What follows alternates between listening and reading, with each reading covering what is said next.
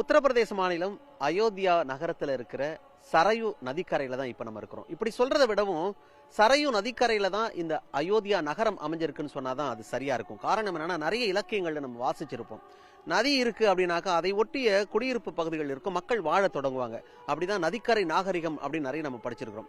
ராமாயணத்துக்கும் இந்த சரையு நதிக்கும் அவ்வளவு தொடர்பு இருக்கு.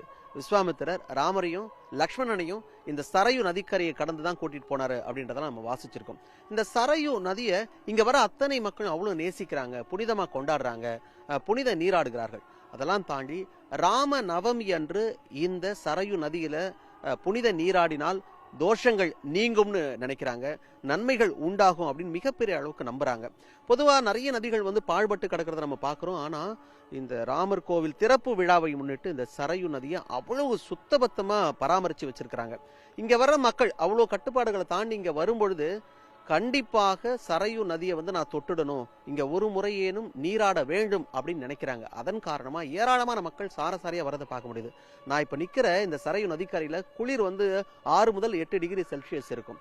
அப்படி இருக்கும்போது கரையிலே எப்படி இருக்குன்னா தண்ணியில இறங்கினா எப்படி இருக்குன்னு யோசிச்சு பார்க்கணும். அதையும் பொருட்படுத்தாமல் ஏராளமானவர் குளித்து விட்டு கரையேறியதை நம்மளால பார்க்க முடிஞ்சது. ஒளிப்பதிவாளர் மதுசூதனனுடன் புதிய தலைமுறைக்காக செய்தியாளர் மணிமாறன். புதிய தலைமுறை சேனலை யூடியூப்ல சப்ஸ்கிரைப் பண்ணுங்க. புதிய தலைமுறை சோஷியல் மீடியா ஹேண்டில்ஸ் ஃபாலோ பண்ணுங்க. புதிய தலைமுறை ஆப்பை டவுன்லோட் பண்ணுங்க. டிஜிட்டல் தளங்களில் புதிய தலைமுறை எங்கேயும் எப்போதும்.